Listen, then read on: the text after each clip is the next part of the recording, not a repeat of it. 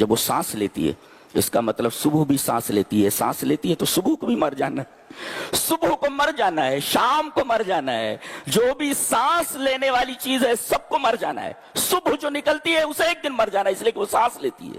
وَالصُّبْحِ اِذَا تَنَفَّسَ، صبح کی قسم جب وہ سانس لیتی ہے۔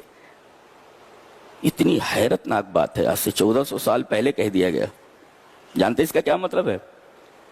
یہ درخت سب سے زیادہ آکسیجن صبح کے وقت چھوڑتے ہیں، وہ صبح سانس لے رہی ہے، لہذا صبح کے وقت اٹھنا یہ صحت کے لیے زیادہ مفید ہے۔ وَالصُّبْحِ اِذَا تَنَفَّسَ، قسم ہے صبح کی جب وہ سانس لے۔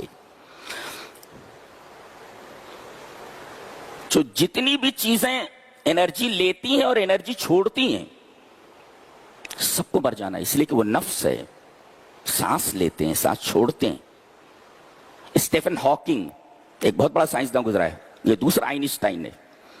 آئنسٹائن ایک بہت بڑا سائنسداں گزرا ہے اور اسٹیفن ہاکنگ پورا جسم اس کا پیرالائز تھا، بہت بڑا سائنسداں ہے۔ یہ دوسرا آئنسٹائن ہے، آئنسٹائن کے درجے کا سائنسداں ہے، مر گیا ابھی حال ہی میں، اور ملحد ہی مرا، وہ ایتھیسٹ تھا، وہ مر گیا۔ اس نے بلیک ہولز کے اوپر کام کیا ہے۔ بلیک ہول جانتے کسے کہتے ہیں؟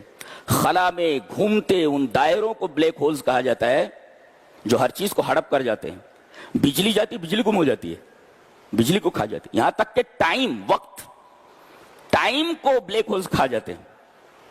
سائنسدانوں کا یہ کہنا تھا کہ بلیک ہولز مرتے نہیں ہیں، اس سائنسدان نے بلیک ہولز کے اوپر کام کیا اور بتایا کہ بلیک ہولز بھی مر جاتے ہیں، اللہ، اس لیے کہ وہ انرجی چھوڑتے ہیں۔ اس نے دلائل دی، اس کی ایک کتاب ہے A Brief History of Time، اس کی بہت اردو میں اس کا ترجمہ ہو چکا ہے، انگلش میں تو اس نے وہ کتاب لکھی ہے، وقت کی ایک مختصر تاریخ بائی اسٹیفن ہاکنگ۔ اللہ تبارک و تعالیٰ اتنا ذہن دے دیتا ہے پھر بھی یہ ملحد کیوں مرتے ہیں، سمجھ میں آتا ہے۔ اس لیے کہ ابو طالب جانتے تھے کہ یہ اللہ کا نبی ہے، جو محمد ہیں اللہ کے نبی، لیکن ہدایت نہیں ملی۔ ہدایت یہ اللہ تبارک و تعالیٰ کی بہت بڑی نعمت ہے، جسے عطا کر دے سب سے بڑا خوش نصیب ہے۔ آپ کے چچا کو وہ دولت نصیب نہیں، وہ جو آپ کو نصیب ہو گئی ہے، آپ کتنی خوش نصیب ہیں۔ تو اس نے کہا کہ یہ بلیک ہولز بھی مر جاتے ہیں، اس لیے کہ یہ انرجی چھوڑتے ہیں، یہ سانس لیتے ہیں، یہ اگرچہ ان کے اندر جانے والی ہر شے گم ہو جاتی ہے، سب کو کھا لیتی بلیک ہولز۔ تو کل نفس ذائقۃ الموت، ہر نفس کو موت کا مزہ چکھنا ہے۔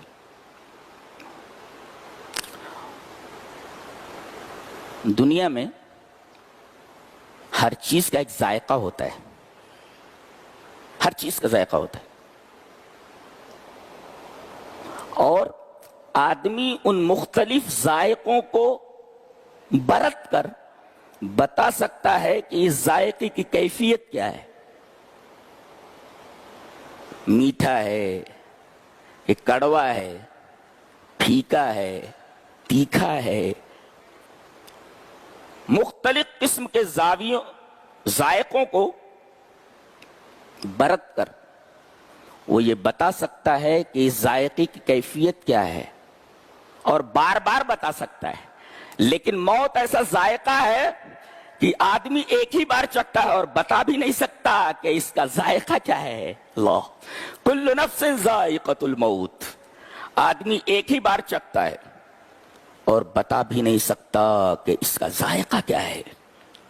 تو ویسے تو دنیا میں مختلف چیزوں کے ذائقے ہیں، آدمی بار بار ان ذائقوں کو لیتا ہے اور ان کی کیفیت کو بتاتا ہے، لیکن موت کا ذائقہ اسے بھی آدمی چکھے گا ایک دن، لیکن جب چکھے گا تو اس کی کیفیت نہیں بتا سکتا، اور ایک ہی بار چکھے گا، بار بار موت کا ذائقہ نہیں چکھ سکتا۔ یہ موت کے ذائقے میں اور دنیا کی دیگر چیزوں کے ذائقے میں فرق ہے۔ کل نفس ذائقۃ الموت، ہر نفس کو موت کا مزہ چکھنا ہے، ہر نفس موت کا مزہ چکھنے والا ہے۔ موت کسے کہتے ہیں؟ موت کسے کہتے ہیں؟ موت نام ہے روح کا جسم سے متصل ہو جانے کا، روح کے جسم سے اتصال کا نام حیات ہے، اور روح کے جسم سے انفصال کا نام موت ہے۔ یہاں ایک نقطہ اور ملحوظ رکھیں کہ روحیں پہلے بنا دی گئی ہیں. جتنے لوگوں کو اس دنیا میں آنا ہے قیامت تک کے تمام انسانوں کی روحیں پہلے پیدا کی گئی. اس کا مطلب جسم بعد میں بنتا ہے, روحیں پہلے بنا دی گئی ہیں. اور یہ روحیں پڑاؤ لگائے ہوئے, پڑاؤ ڈالے ہوئے لشکر کی طرح ہیں.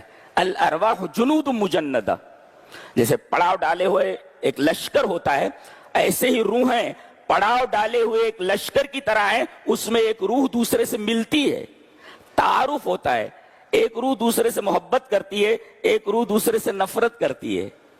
تو روحیں پہلے بنی ہوئی ہیں. اب بچہ جب ماں کے پیٹ میں بن جاتا ہے تو وہاں سے اس روح کو, روح پر نمبر لگا ہوتا ہے کہ یہ جسم, یہ جو بنا ہے کس جسم میں اس کو جانا ہے. تو ایک متعین جسم میں ایک متعین روح کو جانا ہے, وہاں سے روح کو اٹھا کر کے اس جسم میں ڈال دیا جاتا ہے. ماں کے پیٹ میں 4 مہینے جب گزر جاتے ہیں تو بچے کے جسم میں روح پھونک دی جاتی ہے. 4 مہینہ گزرتے ہی روح پھونک دی جاتی ہے. اسی وجہ سے 4 مہینے کے بعد اگر بچہ پیدا ہوا اور مرا ہوا ہے تو اس کی نماز جنازہ پڑھی جائے گی, اس لیے کہ روح پھونک دی گئی, وہ زندہ ہے. وہ 4 مہینے گزر گئے, 4 مہینے کے بعد اس روح کو اٹھا کر اس جسم میں ڈال دیا جاتا ہے. اب اگر یہ 4 مہینے کے بعد مردہ پیدا ہوا تو اس کی نماز جنازہ پڑھی جائے گی, اس لیے کہ 4 مہینے بعد اس کے جسم میں روح ڈال دی گئی ہے, اگرچہ بعد میں نکال دی گئی. تو وہ سمجھو زندہ کے حکم میں ہے. مرا پیدا ہوا تو اس کی نماز جنازہ پڑھی جائے گی.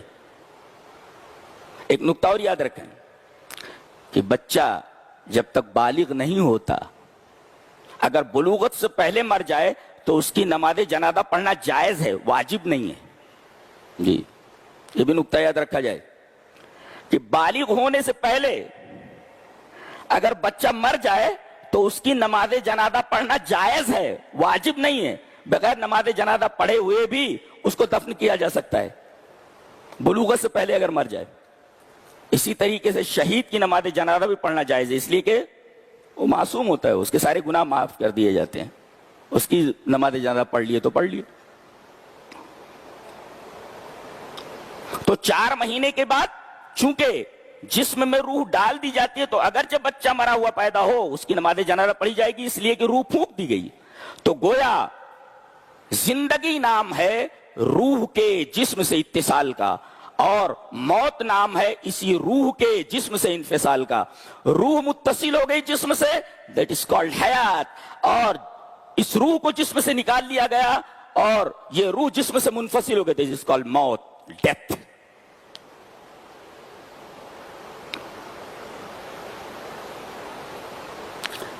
یہ مرنے کے بعد جاتا کہاں ہے؟ دوسرے ٹکڑے کے اندر بتا دیا گیا کہاں جانا ہے.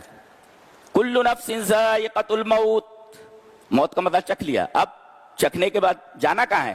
ثم الینا ترجعون, ہماری ہی طرف تمہیں پلٹ کر کے آنا ہے, کہیں اور نہیں جا سکتے تم.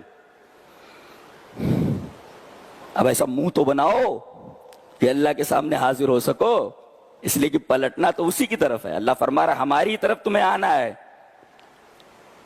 تو ایسا تو منہ تو بناؤ کہ اللہ تبارک و تعالیٰ کے سامنے کھڑے ہونے کے لائق بن سکو, اللہ کے سامنے کھڑے ہو سکو. ایسا منہ تو بناؤ, اس لیے کہ اسی کے پاس تمہیں لوٹ کر کے جانا ہے. ثم الینا ترجعون.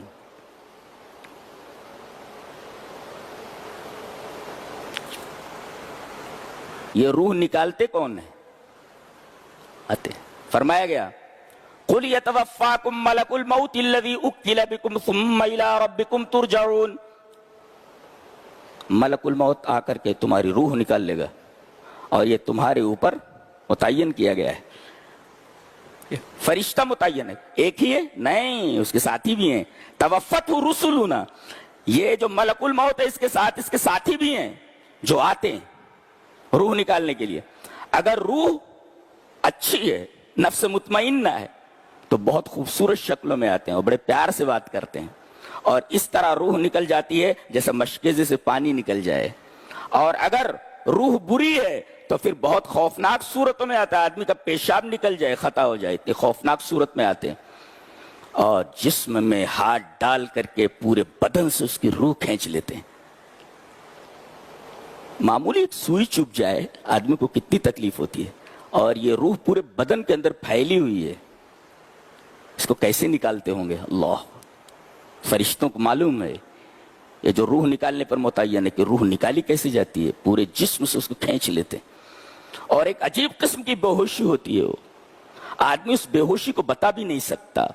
فرمایا وجاءت سکرۃ الموت بالحق ذلک ما کنت منہ تحید. اب موت کی یہ بے ہوشی حق کے ساتھ آ گئی ہے, اور یہ وہی چیز ہے جس سے دنیا میں تو کتراتا پھرتا ہے.